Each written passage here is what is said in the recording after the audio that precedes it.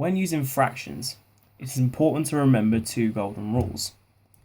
When adding fractions, we must ensure that the denominator becomes the same before we add them. For example, 1 over 4 plus 1 over 6. We must make them the same, with the lowest common multiple being 24.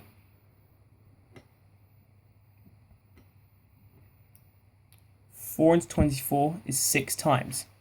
6 multiplied by 1 is 6. 6 into 24 goes 4 times. 1 multiplied by 4 is 4. 6 plus 4 is 10. The other rule we must remember is when it comes to multiplying. When we multiply two fractions, we multiply across the numerators and the denominators, where 1 times 1 is 1, and 4 times 6 is 24. With these two rules, we can then examine the question. The first part of the question, we can see they spent a fifth of their day queuing for rides.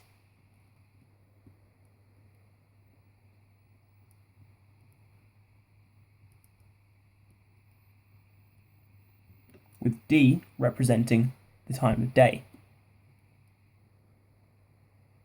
They worked out that 3/4 of the rest of their time was spent enjoying the rides. We know a fifth of their day was used up, giving us 4/5 remaining.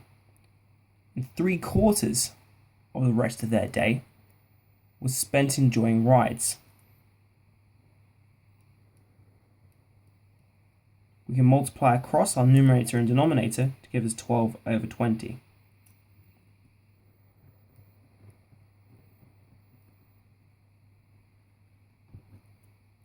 In order to keep the denominators the same, we can multiply this by 4 to give us 20. Multiplying both sides by 4, we get 4 over 20. The questioning goes on. Of the time left, half of the time was spent at lunch. We have used up a total of 16 over 20 by adding 4 over 20 and 12 over 20. Of a whole number, 20 over 20 minus 16 over 20 gives us 4 over 20 left, of which half was spent at lunch. Therefore, we can say lunch was 2 over 20. Cinema took up 2/3 of the rest of the day with 10 minutes left to go to the gift shop. We know we have only 2 plus 16 gives us 18. 18 over 20, which means 2 over 20 is all we have left. 2/3 of the rest of the day was spent at the cinema.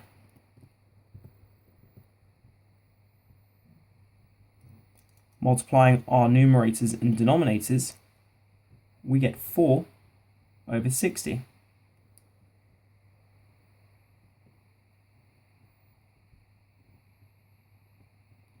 Which means 10 minutes is left with our remaining time of 2 over 60.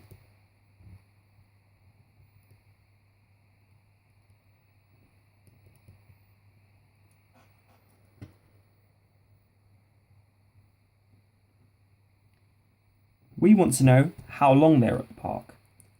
Using our numerical value of 10 equating to 2 minutes, 2 over 60, cinema is double this, which means the cinema must be 20 minutes. Lunch is a different denominator, so we must convert these into the same denominator. In order to do that, we multiply by 3 to give us 60. 2 by 3 is 6, which means this must be 30 minutes. We multiply by 3 here again. 12 by 3 is 36.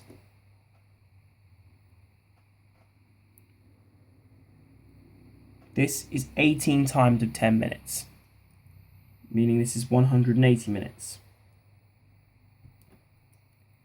And converting this one into the same, we times by 3 to give us 60. 4 by 3, 12. 2 into 12 goes 6 times, meaning that this is 6 times 10, 60 minutes. Adding up all our time, we have 60 plus 180 plus 30 plus 20 plus 10. These add up to 300 minutes. We know there are 60 minutes in an hour. Cancelling down, we are left with 5 hours.